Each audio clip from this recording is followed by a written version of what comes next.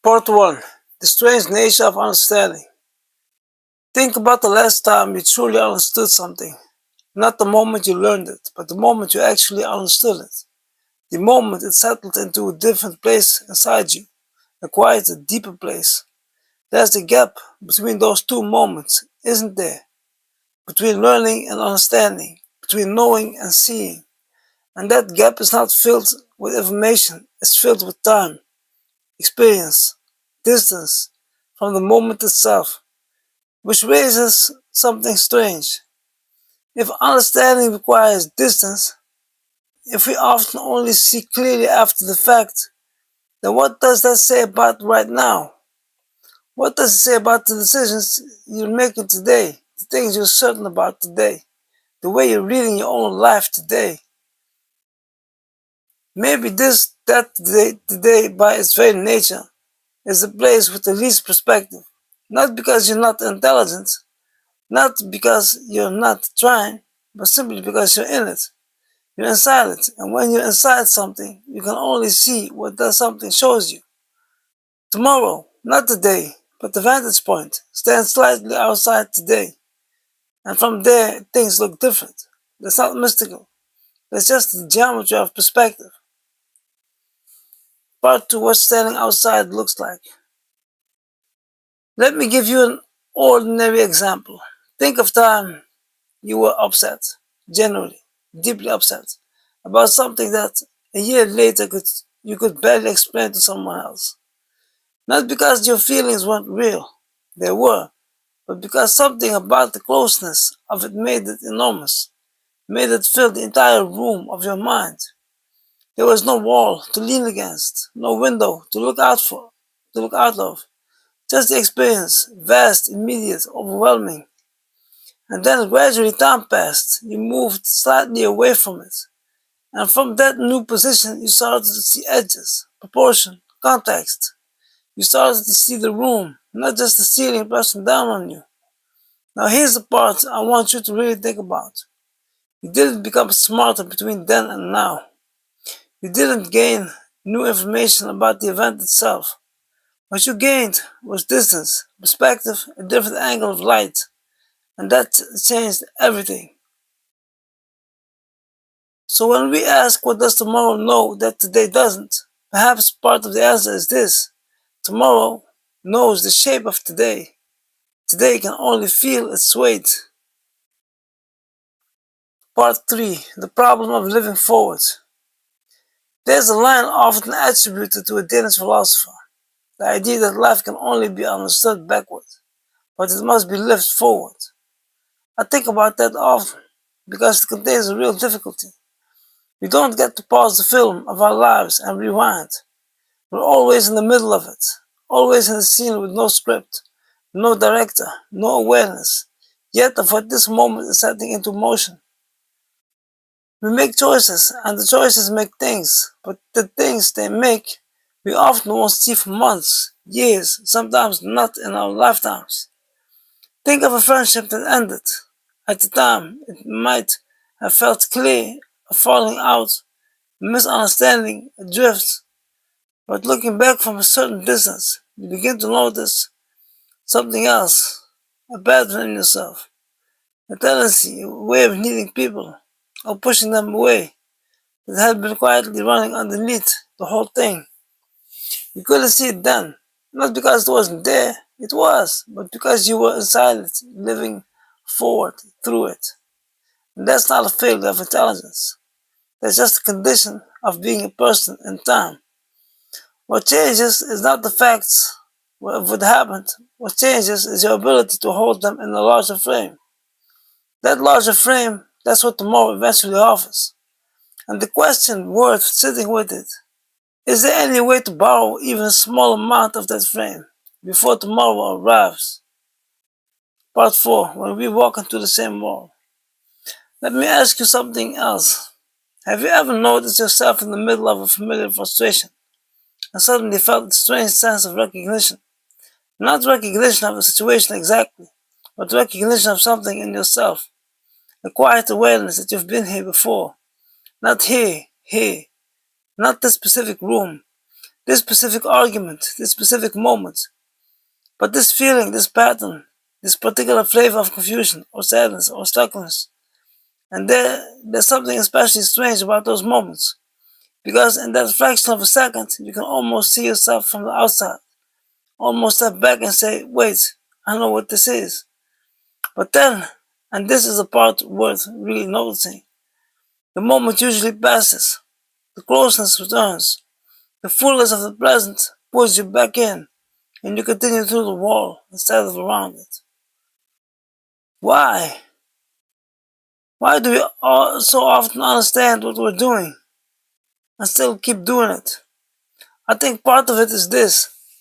Understanding, real understanding, is not the same as information. You can have the information, you can even know it intellectually, but to actually see it, to let it land in the place where behavior lives, that takes something more. It takes a kind of spaciousness inside yourself. And that spaciousness is exactly what closeness destroys. When you're deep in something, there's no spaciousness. There's only the thing. And so even the understanding you do have, even the part of you that recognizes the pattern, gets crowded out. This is why people repeat things they swore they'd never repeat. Not because they forgot, but because remembering isn't the same as having space to act differently. Tomorrow, the perspective of tomorrow, creates that space. Not by giving you new information, but by moving the walls back slightly, by letting the room breathe. And what becomes visible when the room breathes is the room itself. Part 5, consequences we cannot yet see.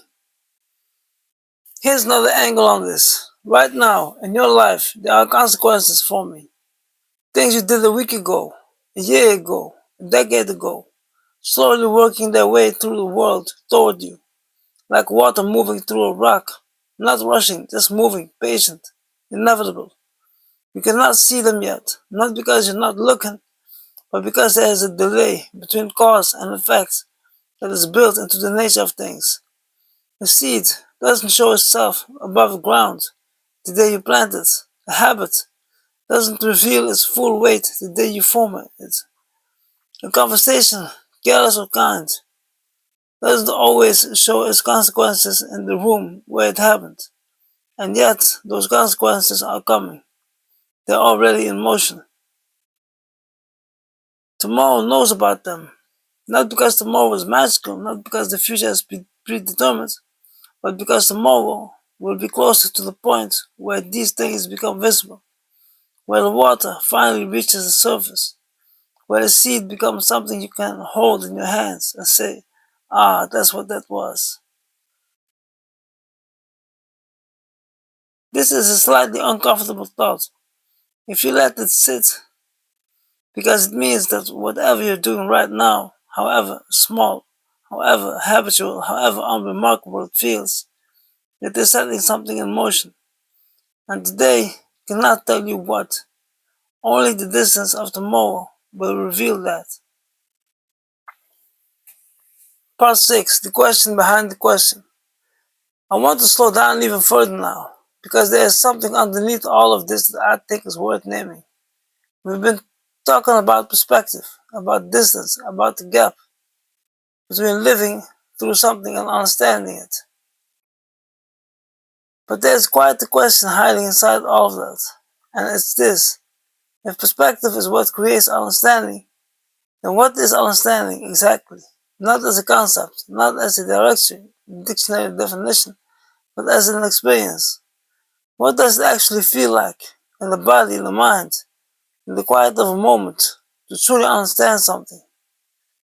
I think it feels like relief, or like something that was tight becoming loose, like a fist opening, like the view from somewhere higher than where you've been standing. It doesn't always feel good. Sometimes understanding is painful. Sometimes you see something about yourself that you've been carefully not seeing for a long time. And the moment it becomes visible, there's a kind of grief in it. But underneath even that grief, there is something else. Something that feels like solid ground, because at least now you can see where you stand. And maybe that's what tomorrow offers most. Not answers, not solutions, not some better version of things. Just ground, just the ability to see where you are. Which, if you are, think about it, is the beginning of everything else. Part 7. The person who learns and the person who doesn't. Consider two people going through the same difficult experience, the same loss, the same failure, the same period of confusion and pain. A few years later, one of them has somehow metabolized it, not erased it. You can still see the mark of it in them, but it's become something else, something like depth, something that makes them quieter in a certain kind of way, and more present, and more careful about what they say. The other person is still carrying it, still raw, still explaining in the same way they explained it in the beginning, still just as close to it as they were when it happened. What's the difference between them? It's not intelligence, it's not willpower, it's not even time, because the same amount of time passed for both of them. I think the difference is something like this. One person allowed the perspective, allowed the distance to do its work, allowed themselves to move slightly away from the experience, not to abandon it, not to deny it, but to see it. The other stayed inside it, held it close, maybe because letting it move away felt like losing something, because maybe because the closeness felt like honesty, maybe because no one ever showed them that understanding is not the same as proximity. And this is the thing worth really sitting with. Staying close to something is not the same as understanding it. Sometimes it's actually the opposite. Part 8. Borrowed distance. So here we are. Tomorrow knows things today doesn't. But we can't simply jump to tomorrow. We can't skip the living of our lives to get to the part where we understand them. What we can do maybe is borrow a little of that distance. Not manufactured certainty, not false perspective, not pretending to know things we don't, but a genuine willingness to move even slightly away from the immediacy of what we're inside. To ask if I were looking at this moment from here away, what would I notice that I'm not noticing now? To ask what is this pattern I keep recognizing and what would it look like if I actually gave it space instead of explaining it? To ask what am I carrying right now that tomorrow will have put down? These are not easy questions. They don't have clean answers, but the asking of them, the genuine, unhurried asking, does something to the way you hold things. It creates, if only briefly, a little spaciousness. And in that spaciousness, something that couldn't be seen before sometimes become visible. Part 9. What this isn't. Before we close, I want to say something clearly. This is not an argument for detachment, for removing yourself from your life, for becoming a cool observer of your own experience and calling that wisdom. People who have done that, who have managed to feel nothing deeply, to hold everything at arm's length, cultivate a kind of numbed perspective, they don't understand more. They understand less because they have removed themselves from the very material that understanding is made of. You have to go through things. You have to be inside them. You have to feel the ceiling pressing down and the walls too close and the room without windows. That's not a mistake. That's how life is lived. The perspective only means something because you were inside the experience first.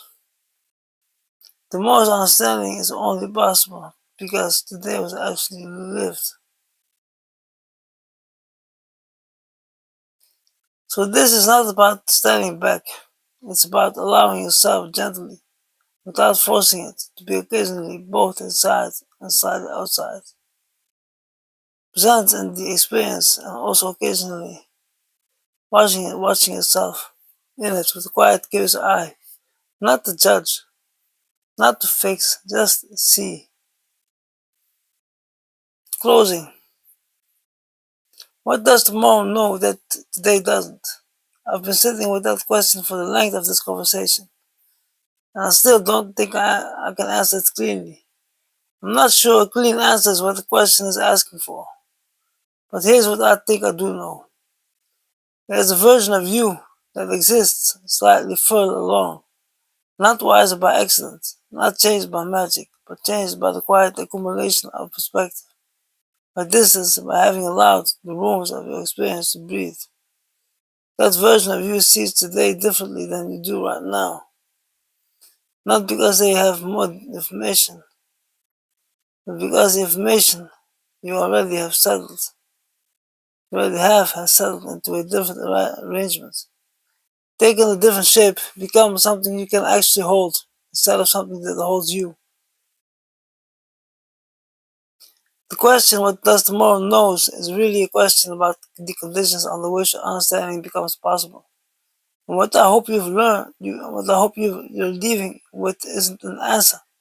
I hope you're leaving with a slightly different relationship to the question itself. Because sometimes the most important thing understanding does is change the quality of your attention. It slows you down. It makes you look twice. It makes you say, maybe I don't fully see this yet. Maybe I'm still too close. Maybe there's something here. In this conversation, this pattern, this decision, that I'm right in the middle of. And the middle is not the best place to see from. And that kind of humility, quiet, unforced, generally curious, that's not weakness, that's the beginning of seeing. This has been Reflections of Mosy Kan. Take your time with whatever just surfaced. There's no rush to understand it. That too will come with distance.